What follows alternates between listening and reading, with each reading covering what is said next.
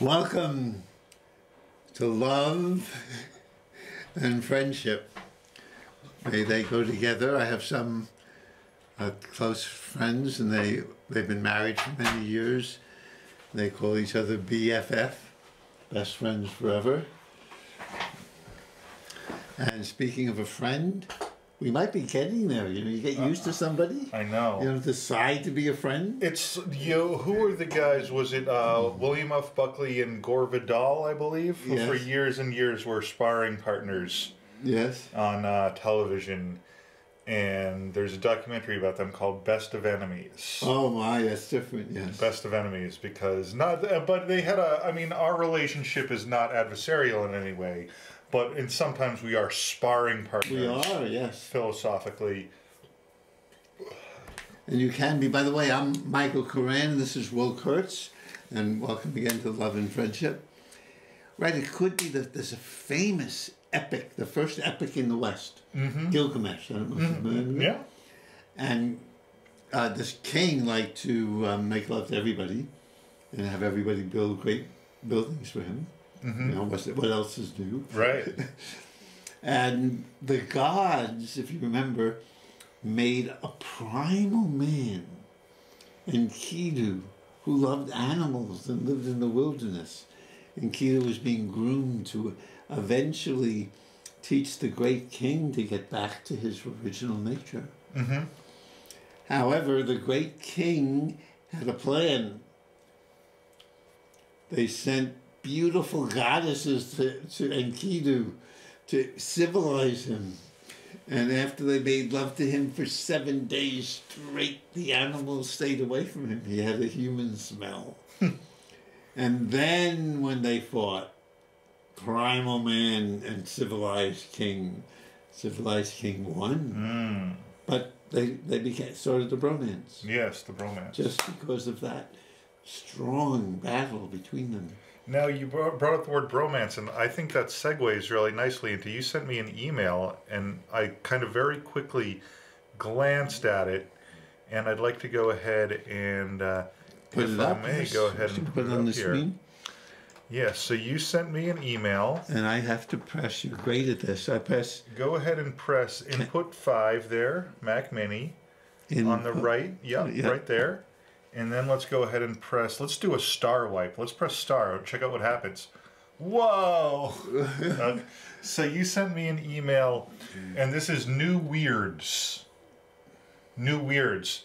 And I'll cut back and forth just so we can, so New Weirds, that's a pun, right, on new words. Yes, oh good, I thought you would get it. New word, neologisms, right? That's what they're called. Oh wow, this is a deep show. Neologisms. I know some words. There's some words I already know, like pomegranate. Wow. And neologism. Wow. Neologism sounds biblical. Yeah, biblical, yeah. The logos. Yeah. Yes, but basically I believe that's what these are, because my understanding of the word neologism is it's a sort of a new word, a word that isn't, that maybe isn't a standard traditional word. And that's what happens all the time. Every year, of course, they release, the dictionary people release new words. Yes. And they hire Bill Maher to go like, new word. And then he'll be like, do divorce. And then he'll say something smarmy. Oh. No, I was just... So what do you think of oh, that's like romance. Yes, that's what I was thinking. That's segue, very nice. I thought that was a good segue, because the first new weird is do divorce. It's very lovely though. It's much nicer than divorce, yes? Yes. Now, I hadn't seen that term before, but if I could hazard a theory, yes, it would be that much as a bromance is, it would be the end of a bromance if a bromance ended. Oh, wow, that's just friendship. So, and I thought since you'd love to grade these things like in fortune cookies, how many, from 1 to 10, what do you think of this word? Of the word do divorce. Yes. Well, it's okay, it's fine. I feel like there's a lot of this sort of combining words I guess I don't know. See, I love it. See, so this is great. We're gonna see. We might be beginning to make a bromance by disagreeing with each other. Yes. I love it because it sounds. I give it an over 10. An over 10? Yeah, I would. If this, I would want it to go higher than 10, from 1 to 10, because it's unlike a divorce, which even the sound of it is you're divided. Yes. Divorce even sounds hard, yes? Well, yeah, because divorce is div as in divide, the same root, and then orse as in a horse. I don't know what all the horse parts means. But they don't sound nice. Whereas dude-vorce sounds like they're friends and will be friends, and somehow there's some fun in even them breaking apart. Yeah. Right? Hey, buddy, let's have a dude-vorce. Yeah. So that's why I think it's more than beyond 10. I mean, and I've come from a Germanic ancestry, and sometimes I think that, but it would be like in German, it sounds a little bit more vulgar. Or if you pronounce it Germanic. Go for it. Germanic. Go for it. Like, das ist mein Dudwurst! Yes, vorst is a German word. Mein Dudwurst! Okay, let's move on. I would like to, because this next word... Oh, I love this one. I'm very interested. The next word on our list here is selfish. Yes. Selfish. Can I guess what all of these mean? Yes, of course. That's why I brought them to you. So Correct from Reader's Digest, by the way. Oh, from Reader's Digest. Yes. Yep. For seeing impaired, it was really big print. Oh, good. Yeah. Well, though that's ironic because Reader's Digest is a small magazine, but they have big print. Big print version. So selfish, and the way it's 2 words, so it's kind of like there's a couple things going on there, because before I said it out loud, it didn't occur to me that it's a homonym of selfish. Yes. But also, I assumed that it was some sort of reference to a cellular telephone. And that was as far as I got. I really have no idea what this means. I think it's in our cells, maybe. Ooh. I think your cells maybe are either fishy. I guess this is hard. I love it, but it doesn't quite have the loveliness of dude-vorce to me. So selfish seems to be that in your cells you're selfish. You're selfish and down to your very cells. Each of your cells is a selfish. Is that possible though? Because if your cells were selfish, they wouldn't be working together. They wouldn't be working together to make you. It would be a very severe autoimmune disease if they wouldn't work together. So nobody translate Ayn Rand onto a molecular level, otherwise we'll all just fall apart. Every cell for himself. Okay, onward. This next one is a great word. Our next word is blame storming. Oh, that's a very good word. Blame storming. Yes. Blame storming. So that's like if we got together and we're like, hey, we don't like this person, let's just have a session where we all talk about how we don't like them and we want to blame them for everything. No? You're kind. I'm kind? I think I would understand brainstorming to me if you and I were having a fight. Oh, and then I was like, it's your fault because of blah. Yes. Well, you were the one who didn't take the trash out. Well, you were the one who got bored. Who got bored. I was going to say something like who dumped all the creamed corn and the moment we met, the first moment in the control room. What? Really? It's your fault. Whatever happened, I have a dear friend. I won't identify him. Okay. You've heard of I'm okay, you're okay? Uh-huh. He and his wife got on. They had a perfect mantra to avoid that, painful self-examination, which, can bring you down. Mm-hmm, mm-hmm. It was, I'm okay, you're not okay. Mm. And so anytime there was any problem between me and this friend, it was always my fault. Always. Not even a question. Mm. And until this couple ran out of people to blame, and then they got a real divorce because they blamed each other. Mm-hmm. So that is blame storming. Beware of blame storming. Beware. There's a lot of things I didn't know I had to worry about now. You know, I have a friend of mine though who has anger management issues, and when he got angry, he once asked me, "Could we please spend more time together because we're friends?" And I said, I said to him, I'll call him Charlie, I need to write and read during the day. I'm a teacher and I have to prepare. Mm-hmm. And he screams at me. Would be good for my voice. What kind of answer is that? And it felt he was so good at blame storming. It felt like he had kicked me in the belly. I had never felt anger such as that. Oof. So he was a blame stormer. Mm. I would love to start calling people these words. You're a blame stormer. My youngest brother, who hardly talks to us after trying to steal the family inheritance. Wow. But he just communicated a tiny bit, first time in 20 years. Mm-hmm. We used to make fun, if we were angry at each other, we'd say, you're, what was the word? Oh my. I forgot the word. It's the opposite of projecting. There's a real Freudian word, but I forgot that we would call each other that, and I cannot remember the word. So the opposite. So projecting is when you project onto someone. You sort of accuse someone of doing something that inherently you feel guilty of doing. I think there might be a word introjecting. I'm not sure. Introjecting, where you are internalizing their problem. I do that too. Yeah. But interesting. How would you define the next word? The next word we have here is, and we just need to go to one of those transitions and we'll get there. Dyskinesia.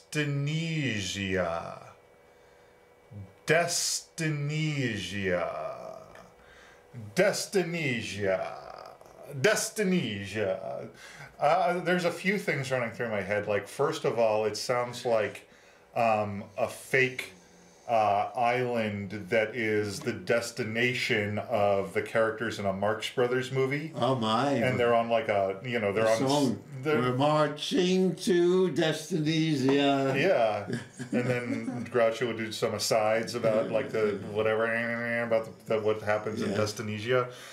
Because it sounds like a country, and also it's a but Dyskinesia, it's like Dyskinesia is it when you know you have to walk into a room, and then once you get into the room, you can't remember why you went there to begin with. Oh, that's an amazing, lovely definition. Mine would be that you forget what you're here for. You forget if you have a particular calling. Mm-hmm. Whether to love someone or to a certain job, and you'd forget it. You don't know what, you've lost your way. But I like yours maybe better than mine. Well, so do you know is there an official definition for it, or is it just... There were, but I thought it would be more interesting. If we just made them up. Yeah, I agree. I totally agree. So there's an old story. What did the amnesiac say to the girl when he walked up to her in the bar? What did he say? Do I come here often? That could be Dyskinesia. The next one is a great one. I don't know if you'll get it. Right. It. Yes. Dull Emma. Yes. Dull Emma. That is a mashing together of the words dull and dilemma, and its intended definition is a stupid problem. Yeah, that's beautiful. I love it. Okay, we'll move on, I guess. What? That's you. I didn't know that. I loved your. I loved your definition. Ah, okay, all right. Of a dilemma. Each of the choices is just boring to me. Would you like to go to? I won't even pick the cities. It's not fair. Would you like to go to Destinesia Yeah. or Aronia? Okay, so we'll move on, and the next word, and I don't know if I'm going to pronounce this correctly. Epiphanot. Epiphanot? I think it's Epiphanot. Epiphanot. Yeah. Then there's a superfluous H in there. But we'll just go with Epiphanot. Yeah. Epiphanot. Okay, Epiphanot.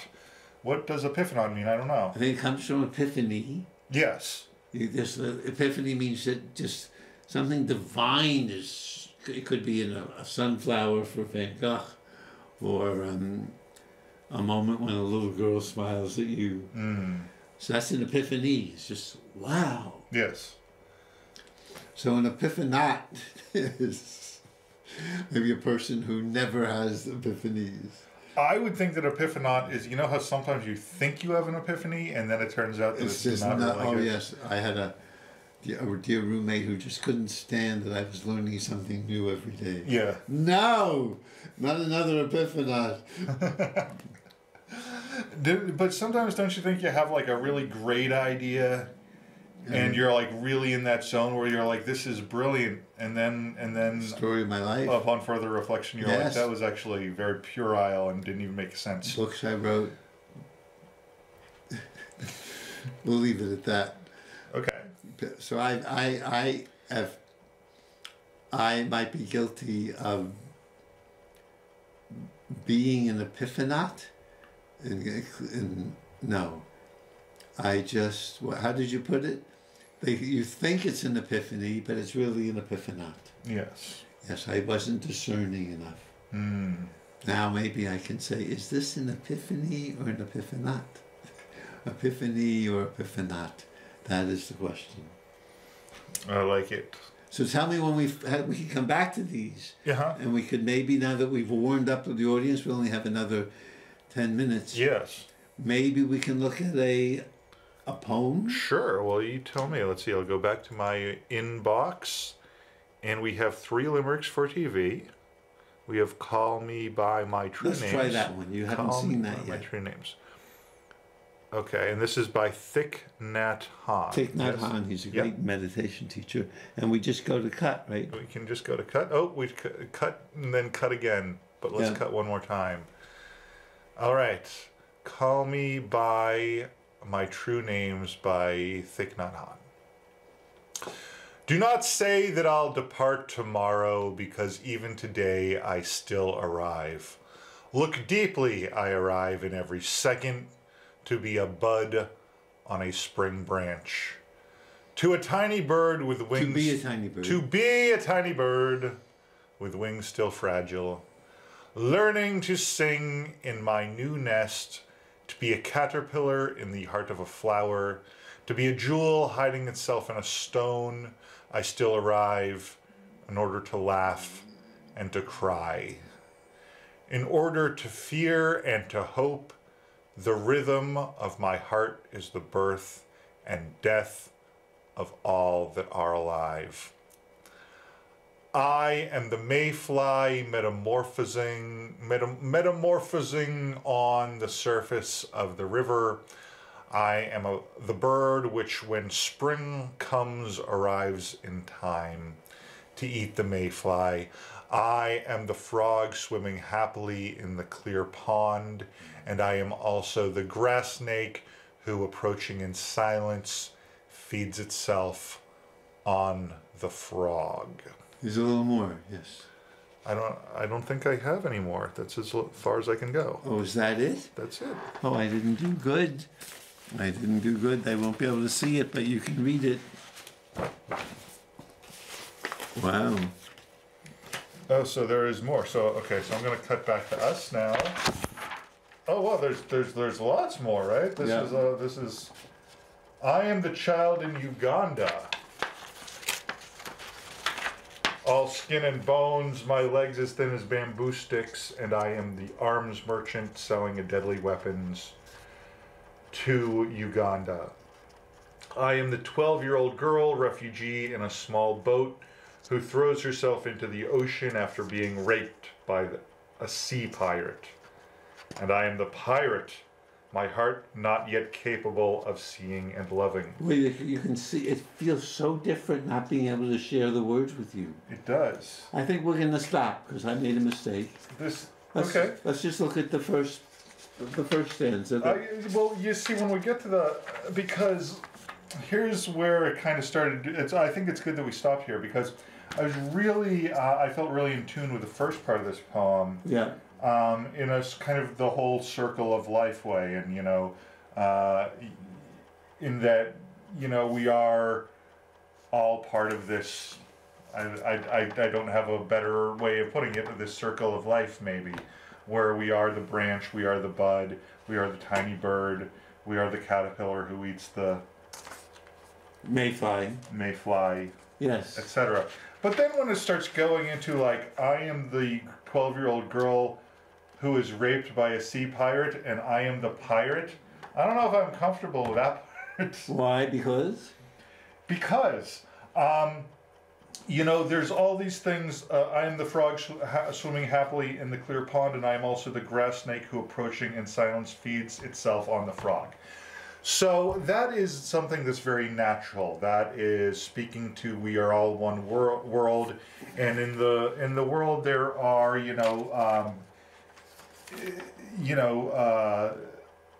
frogs who eat the mayflies, and then there are snakes who eat the frogs, and it's kind of all about this ecosystem that has kind of developed over thousands of years, millions of years, I'm sorry, of evolution.